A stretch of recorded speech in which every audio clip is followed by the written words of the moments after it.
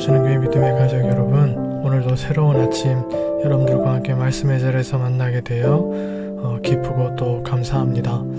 우리가 우리에게 주어진 일상의 삶을 살아가다 보면 우리의 힘과 지혜로는 도저히 해결하기 어려운 여러 가지 어려움을 만날 때가 있습니다. 그런 어려움이 오지 않기를 바라지만 누구에게나 옵니다. 이때 낙심하고 좌절하고 절망하고 주저앉는 것이 연약한 인간의 모습입니다. 하지만 그런 우리를 하나님께서 불쌍히 여기시고 그 친절하신 팔로 우리를 안아주셔서 우리를 그 좌절의 자리에서 소망의 자리, 기쁨의 자리, 승리의 자리로 이끌어 주십니다. 이 아침 묵상하는 말씀에서 하나님의 친절한 팔을 경험하실 수 있기를, 주님 안에 있는 사람만 누릴 수 있는 기쁨을 경험하실 수 있기를 주님의 이름으로 축복해 드리겠습니다. 오늘은 여러분들과 함께 빌립보서 3장 1절에서 11절 말씀을 묵상하도록 하겠습니다. 끝으로 나의 형제들아, 주 안에서 기뻐하라. 너에게 같은 말을 쓰는 것이 내게는 수고로움이 없고 너에게는 안전하니라. 개들을 삼가고 행악하는 자들을 삼가고 몸을 상해하는 일을 삼가라. 하나님의 성령으로 봉사하며 그리스도 예수로 자랑하고 육체를 신뢰하지 아니하는 우리가 곧 할례파라.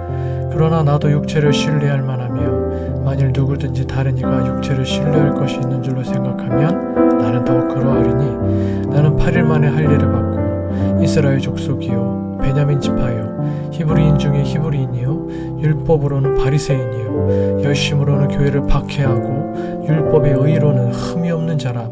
그러나 무엇이든지 내게 유익하던 것을 내가 그리스도를 위하여 다 해로 여길 뿐더러 또한 모든 것을 해로 여김은 내 주 그리스도 예수를 아는 지식이 가장 고상하기 때문이라. 내가 그를 위하여 모든 것을 잃어버리고 배설물로 여김은 그리스도를 얻고 그 안에서 발견되려 함이니, 내가 가진 의는 율법에서 난 것이 아니요 오직 그리스도를 믿음으로 말미암은 것이니 곧 믿음으로 하나님께로부터 난 의라. 내가 그리스도와 그 부활의 권능과 그 고난의 참여함을 알고자 하여 그의 죽으심을 본받아 어떻게 해서든지 죽은 자 가운데에서 부활에 이르려 하노니. 매일 성경 순에서는 오늘 본문의 내용을 이렇게 정리하고 있습니다. 혹시 매일 성경 순을 가지고 계신 분들은 보시면서 눈으로 함께 읽어보셨으면 좋겠네요. 바울은 할례를 주장하는 거짓 교사를 조심하라고 경고합니다. 2절, 그들의 주장에는 유다 민족이라는 우월의식과 이방 사람에 대한 차별이 전제되어 있습니다. 바울은 그들을 악한 일꾼이라 부르며 독서를 퍼붓고, 3절, 육신을 자랑하지 않고 영으로 예배하며 그리스도 안에서 자랑하는 이들이 참 할례를 받은 사람이라고 강조합니다. 4절에서 6절, 사실 외적인 조건으로 보면 정통 히브리인이자 박식한 바리새인이고 열정적 율법주의자였던 바울이야말로 자랑할 것이 훨씬 많았습니다. 7절, 8절, 하지만 그리스도 예수를 만나고 그리스도를 아는 지식의 고귀함을 알고 나서 바울은 그 모든 자랑을 해로운 것으로 여기고 배설물처럼 버렸다고 고백합니다. 9절, 이제 바울의 유일한 소망은 그리스도로 말미암는 의를 얻고 10절, 11절, 그분의 고난과 죽음에 동참하여 부활에 이르는 것뿐입니다. 매일 성경 1절에는 또 이런 글이 있습니다. 바울은 교회 안팎의 어려움 속에서도 주 안에서 기뻐하라고 재차 권면합니다. 어떤 상황 속에서도 기뻐할 수 있는 것은 주 안에 있기 때문입니다. 바울의 매임마저 복음의 진보로 바꾸시는 분, 만유의 주가 되신 주님 안에 있으니 두려워하지 말고 자신처럼 기뻐하라고 말합니다. 주님에 대한 확신이 어떤 형편에서든 기뻐할 수 있는 이유입니다. 여러분, 주 안에서 살고 계신가요? 또한 주님이 내 안에 내주하시는 성령 하나님, 즉 성령 하나님께서 내 안에 살고 계신가요? 제가 드리는 이 두 질문은 사실 같은 질문이라고 할 수가 있습니다. 이 물음에 아멘이라고 대답할 수 있는 믿음들이 되셨으면 좋겠습니다.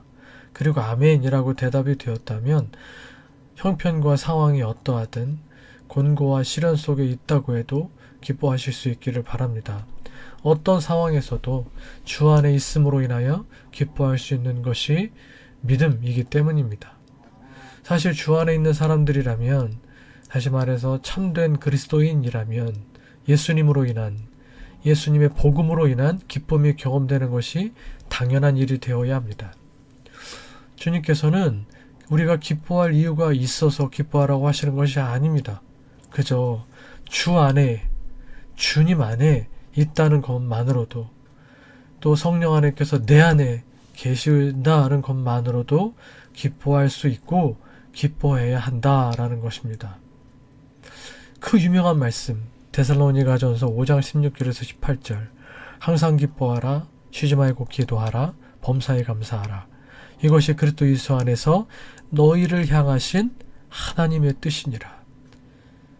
어떠한 형편에서든지 고난과 시련이 있든 유혹과 미혹이 있든 가난과 배고픔이 있든 좌절과 막막함 속에 있든 주 안에 있다는 것만으로도 충분히 기뻐할 수 있는 사람, 그것이 우리를 향하신 하나님의 뜻임을 알고 어떠한 상황 속에서도 기뻐할 수 있는 믿음의 사람, 그런 사람들로 성장 또 성숙하실 수 있는 우리 더 넘치는 교회 모든 믿음의 가족들 되실 수 있기를 주님의 이름으로 축복해 드리겠습니다. 4절 6절에 대한 매일 성경 해설을 보면 또 이런 글이 있습니다. 바울에게도 육체를 신뢰하고 자랑할 만한 것들이 충분했습니다. 혈통적으로나 율법적으로 어느 하나 모자람이 없었고, 또 이단의 무리를 척결하는 데 앞장설 만큼 더할 나위 없는 유대교의 모범이었습니다. 하지만 다메섹 도상에서 부활하신 주님을 만난 후 그것이 하나님의 백성이 되는 것과 아무런 관계가 없다는 것을 깨달았습니다. 우리도 세상의 헛된 자랑거리를 얻으려다가 구원의 주님을 놓치지 맙시다. 여기서 육체를 신뢰한다는 것은 자신이 가지고 있는 육체적인 것, 외형적인 조건들을 신뢰한다는 것입니다. 그래서 육체적이라는 말은 세상적, 세속적 등과 같은 의미로 사용되기도 합니다. 여튼 잘 아시는 것처럼 사실 사도 바울은 육체를 신뢰할 만했습니다.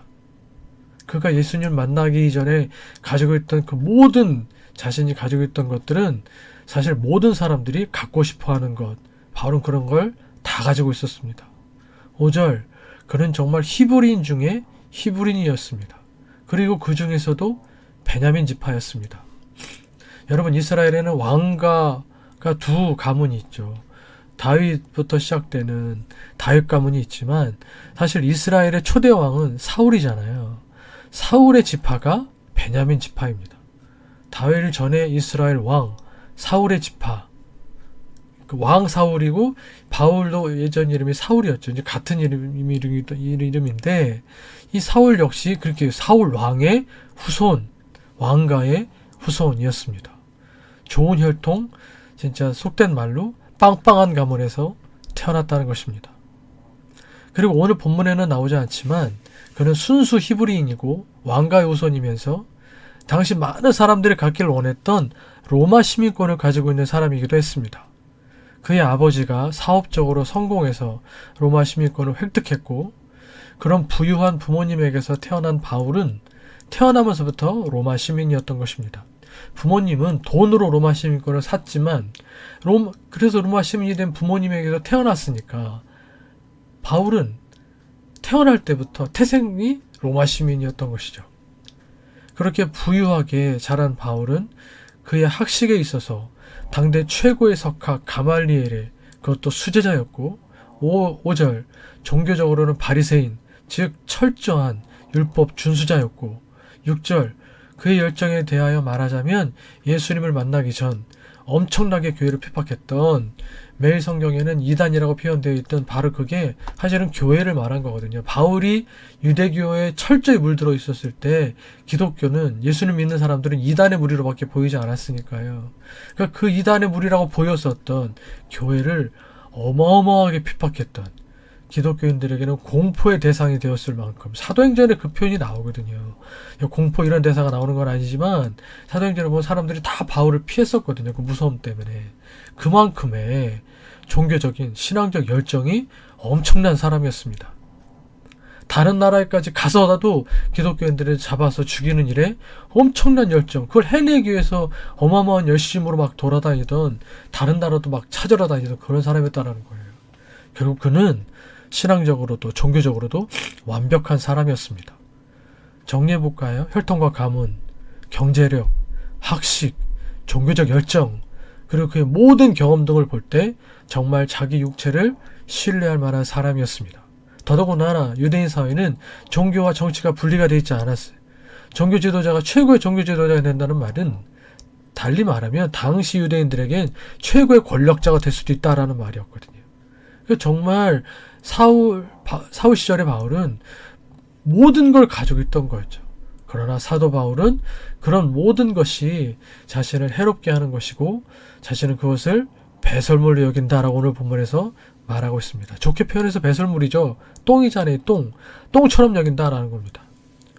사실 그 가졌던 모든 것들은 모든 사람들이 그중 단 하나만이라도 가지기를 원하는 것들입니다. 근데 바울은 그걸 배설물이라고 표현하고 있습니다.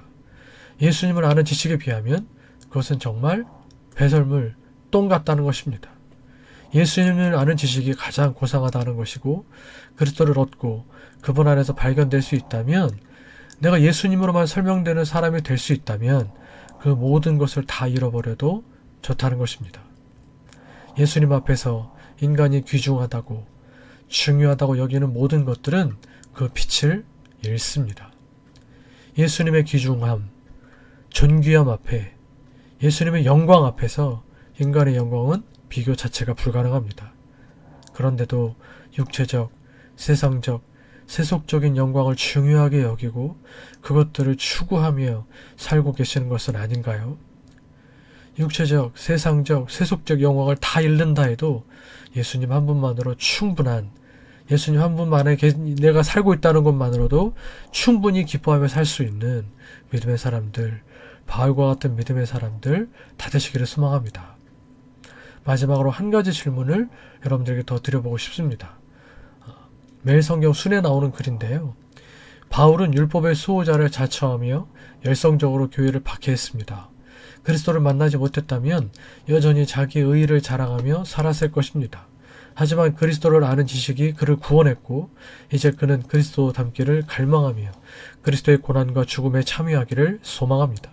복음을 알고 난 후에 우리는 어떻게 달라졌습니까? 여러분 모두 예수님을 구주로 영접한 분들인 줄 믿습니다. 그렇다면 예수 그리스도를 구주로 영접하고 무엇이 달라지셨나요? 하나님의 시각이라는 가치 판단의 기준 속에서 정말 중요하게 여겨야 할 것들을 중요하게 여기고, 반대로 세상 사람들은 다 귀중하다고 해도 그것은 별로 가치가 없어 내려놓을 수 있어야 할 것들은 잘 내려놓고 계신가요? 그 무엇보다, 그 누구보다 귀하신 예수님을 위해 오늘 본문 8절 말씀의 표현을 빌리자면 내 주 그리스도 예수를 아는 지식이 가장 고상하기 때문에, 가장 귀중하기 때문에 이전까지 내게 귀중하고 소중했던 그 모든 것들을 기쁨으로 헌신할 수 있으실까요? 드리고 베풀고 나누실 수 있으실까요? 포기할 수 있으실까요? 그렇게 예수 그리스도의 복음, 하나님 나라를 확장하며 살아가실 수 있는, 우리가 귀하게 여겼던 그 모든 것들을, 진짜 귀한 것, 예수 그리스도의 복음, 하나님 나라, 진짜 귀한 분, 우리 예수님을 위해 드리고 헌신하며 또 우리 이웃들을 위해 베풀고 나누며 살아감을 통해 그렇게 하나님 나라를 확장하며 살아가실 수 있는 더 넘치는 게 모든 믿음의 가족들 다 되실 수 있기를 주님의 이름으로 축복해 드리겠습니다. 기도하시겠습니다. 하나님 아버지, 주 예수님보다 더 귀한 것이 없음을 고백합니다. 세상 부귀, 세상이 주는 행복, 또 세상에서 얻을 수 있는 그 모든 것들보다 우리 주님이 가장 귀하십니다. 우리 주님을 아는 지식이 가장 귀한 줄 믿습니다. 우리가 그렇게 주님을 가장 귀한 분으로 모시고 살아가는 주님의 백성 되게 도와주시고, 우리가 그동안 중요하게 여겼던 것들을 진짜 중요한 우리 예수님을 위하여 헌신하고 드리고, 예수님께서 가장 원하시는 일들을 위하여, 사람들을 위하여 베풀고 나눌 수 있는 저희 모두가 되게 하여 주시옵소서. 우리가 인생을 살면서 어려움을 만나지 않을 수 없지만, 그러나 그 어떤 어려움 속에서도 눈물을 흘리며 펑펑 울며 주저앉아 있을 만한 그 고통의 절망의 늪 속에서도 내가 주 안에 있는 것으로 인하여 그것 하나만 가지고도 충분히 기뻐할 수 있는 믿음의 사람들이 또한 다 될 수 있게 하여 주시옵소서. 오늘 한 날을 시작합니다.